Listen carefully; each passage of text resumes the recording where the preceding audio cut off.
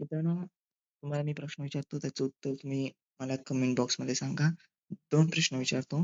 पहिला म्हणजे भारतातील सर्वात मोठी नदी कोणती? आणि ब्राझीलमध्ये पश्चिम वाहिनी नद्या ज्या आहेत, त्या आढळत का नाहीत? या 2 प्रश्नांची उत्तरं पटकन कमेंट बॉक्समध्ये तुम्ही लिहून पाठवा. हे जे प्रकरण आहे प्राकृतिक रचना व जलप्रणाली.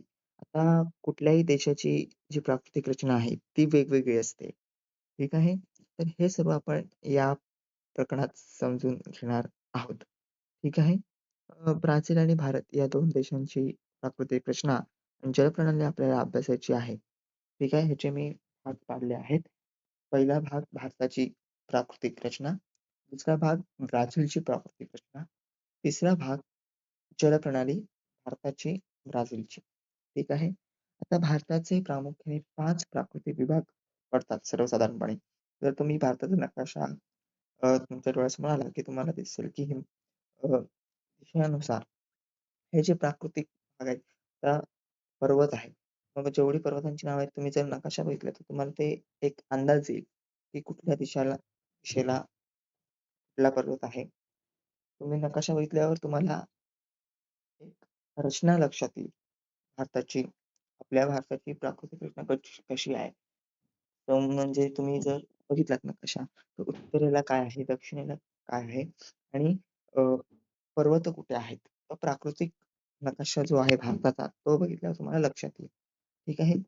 हिमालय. आता बघा जगातील एक प्रमुख आवर्चीन पर्वत आहे. याचा विस्तार ताजिक ताजिकिस्तानच्या पठारापासून पूर्वेकडे अरुणाचल प्रदेशपर्यंत पसरलेला आहे. नकाशा बघा तुम्ही, त्यात तुम्हाला लक्षात येईल. पर्वतरांगा जी आहे ती दक्षिणेकडून उत्तरेकडे जाते. म्हणजे शिवालिक ही सर्वात दक्षिणेकडे आणि नवीन तरुण पर्वतरांग आहे. आता लघु हिमालय शिवालिकेच्या उत्तरेकडील रांग आहे. तुम्ही नकाशा बघितल्यावर तुम्हाला लक्षात येईल. नकाशात तुम्हाला लोकेशन तुम्ही बघितलं एक प्राकृतिक रचना, तर त्यात तुम्हाला लक्षात येईल, की कुठल्या ठिकाणी कुठला हिमालय आहे. म्हणजे पर्वतरांग आहे. या पर्वताचं नाव काय आहे?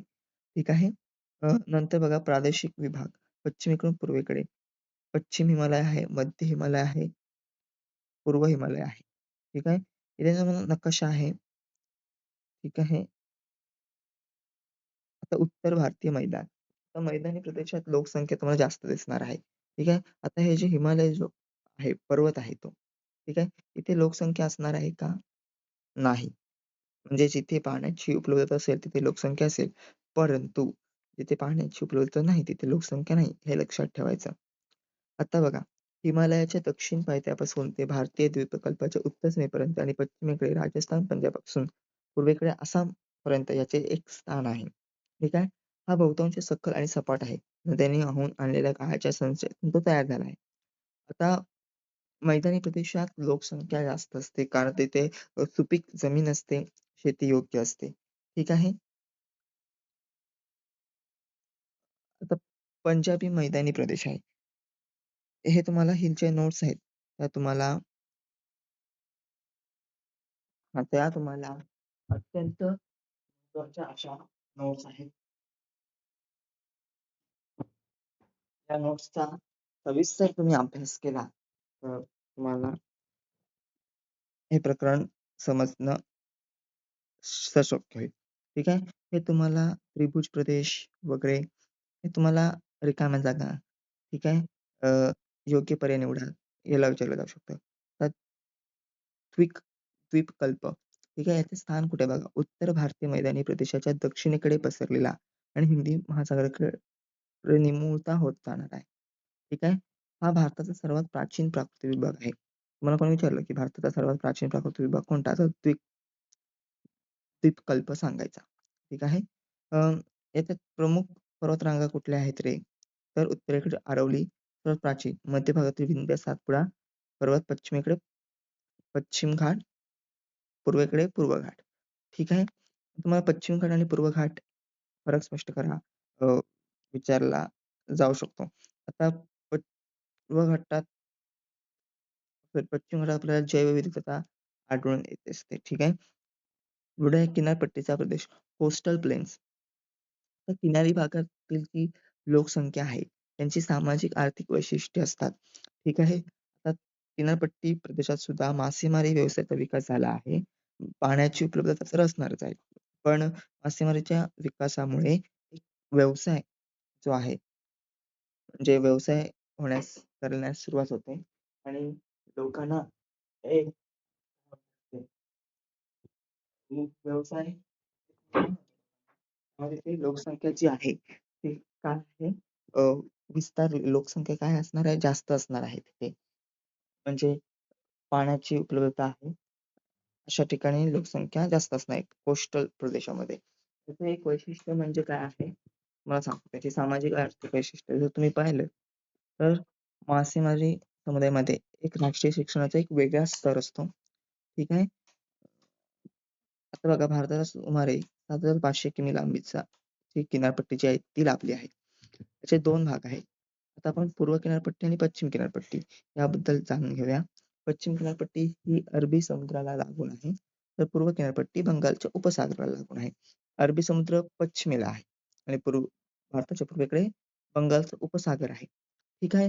तुम्हाला ह्या नोट्स वाचल्यात की प्रकरण सहज सोपं होईल. तुम्हाला पाठांतराची गरज नाही. आता याचे जे स्वरूप आहे, बघा लक्षात ठेवा, कमी रुंद जी आहे, ती पश्चिम किनारपट्टी आहे. विस्तृत रुंद आहे, ती पूर्व किनारपट्टी आहे. तर त्या नद्यांचा वेग काय आहे? तीव्र असणार आहे. मग इकडे काय असणार आहे? पूर्व किनारपट्टीवर नद्या संत वाहणार. ठीक आहे? हे लक्षात ठेवा. आता इथे खाड्या तयार झाल्या आहेत पश्चिम किनारपट्टीवर आणि पूर्व किनारपट्टीवर त्रिभुज प्रदेश तयार होतात. तुम्ही एन-सी-आर-टी वाचणं खूप कंपल्सरी आहे. तर ठीक आहे. एन-सी-आर-टी वाचलत की तुम्हाला हे 9वी ची एन-सी-आर-टी, ठीक आहे. 9th क्लास एन-सी-आर-टी वाचा. तुम्हाला ती सोपं होईल. तर द्वीपसमूह जे आहेत ते लक्षद्वीप बेटे आहेत. हां. ही बेटे मुख्यतः कंकण द्वीप आकारची असतात. लहान आहेत, कमी उंचीची आहेत. अंदमान आणि निकोबार बेट बंगालच्या उपसागराला आहेत. ठीक आहे. आता आपण भाग 2 कडे वळूया. ब्राझीलची प्राकृतिक रचना. आता ब्राझीलमध्ये गियाना उच्चभूमी आहे. ठीक आहे. तुम्हाला यावर टिप्पा लिहा. हा प्रश्न विचारला जाऊ शकतो गियाना उच्चभूमीवर. ठीक आहे. गियाना उच्चभूमी टिप्पा लिहायचं. तुम्हाला आधी हे पहिल्या पॉइंटमध्ये हे लिहायचं आहे. हे लक्षात ठेवा. उच्चभूमी मध्ये काय, ब्राझीलचा जो दक्षिण-पूर्व भाग आहे, एका विस्तीर्ण पठाराने व्यापलेला आहे. त्याला उच्चभूमी असे म्हणतात. आणि म्हणूनच ब्राझीलमध्ये काय आहे, पश्चिम वाहिनी नद्या नाही. कारण बऱ्याचशा नद्या या बऱ्याचशा नद्या या तिथली जी अमेझॉन नदी आहे, तिला जाऊन मिळतात. ठीक आहे. अजस्त्र कडा आहे तिथे. ठीक आहे. अजस्त्र कडा हे खूप महत्वाचं आहे. हा टिप्पा लिहायला प्रश्न विचारला जाऊ शकतो. हे तुम्ही लक्षात ठेवा. आता किनारपट्टीचा प्रदेश 7,400 किमी लांबीची किनारपट्टी ब्राझीलला लाभलेली आहे. हे लक्षात ठेवा. यामध्ये हेच महत्वाचं आहे आणि पूर्व किनारपट्टी लक्षात ठेवा. मैदानी प्रदेश हा ब्राझीलमधला सर्वात विस्तीर्ण मैदानी प्रदेश आहे. हे प्रदेश विषुववृत्तीय प्रदेशात असल्याने येथे दाट सदाहरित वर्षावने आढळतात. दुर्गम भाग आहे हा. आता बघितलं की आपण सांगितलं की भारतात मैदानी प्रदेशात लोकसंख्या जास्त आहे. पण आता इथे जो भाग आहे तो दुर्गम आहे. मग इथे लोकसंख्या असणार आहे का? नाही असणार आहे. आता प्रत्येक देशाची प्राकृतिक रचना ही वेगवेगळी असते. मी तुम्हाला सुरुवातीलाच सांगितलं होतं. ठीक आहे. आता द्वीपसमूह यात किनारपट्टीवर गाळाची बेटे आहेत. अटलांटिक महासागरातील मुख्य भूमीपासून 300 किमी दूर असलेली खडकाळ सागरी बेटे आहेत. ठीक आहे. तर जलप्रणाली. भारताच्या जलप्रणालीविषयी आपल्याला माहिती असलं पाहिजे. हिमालय नद्या या बारमाही असतात. ठीक आहे. या नद्या ज्या आहेत त्या हिमनदीने उगम पावत असल्याने त्या वर्षभर वाहतात. बर्फ वितळतो. ठीक आहे.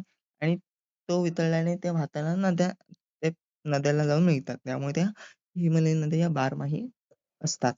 आता सिंधू नदी प्रणाली. सिंधू व तिची जी उपनद्या आहेत, झेलम आहे, चिनाब आहे, रावी आहे, सतलज आहे.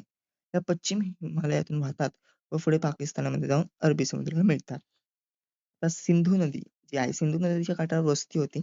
परंतु त्या सिंधू संस्कृतीच्या ऱ्हास झालेला आपल्याला दिसून येतो. हां, याचा आपल्याला ऱ्हास झालेला दिसतो. त्याची भरपूर कारणं आहेत. पण आता सिंधू नदी प्रणालीविषयी आपण माहिती करून घेऊया. आपण भूगोलाविषयी शिकतोय. थोडा इतिहासाकडे जाण्यात काही अर्थ नाही. पण आता आपण भूगोल शिकतोय. मग हे तुम्हाला माहिती असलं पाहिजे थोडक्यात. तर गंगा नदी प्रणाली जी आहे, ती गंगोत्री ही नदीतून उगम पावते. उपनदी कोणती आहे? यमुना आहे. आता ब्राझीलची जलप्रणाली बघा आणि हे जे आहे, हे बॉक्स केलेले तुमच्या परीक्षेला महत्त्वाचे आहेत. ठीक आहे. त्या Amazon नदीचे खोरे. ब्राझीलला Amazon नदी आहे. तिथे जे खोरे आहेत तिथे. परंतु Amazonच्या मैदानी प्रदेशात देश जो आहे तो दुर्गम आहे. ठीक आहे. तो घनदाट वनाने व्यापलेला भाग आहे. Amazonमध्ये आपलं Amazon नदीचे खोरे आहे किंवा ब्राझीलमध्ये जो बराचसा भाग आहे तो घनदाट वनाने व्यापलेला आहे. ठीक आहे. हे लक्षात ठेवा तुम्ही. हे महत्त्वाचं आहे. ठीक आहे.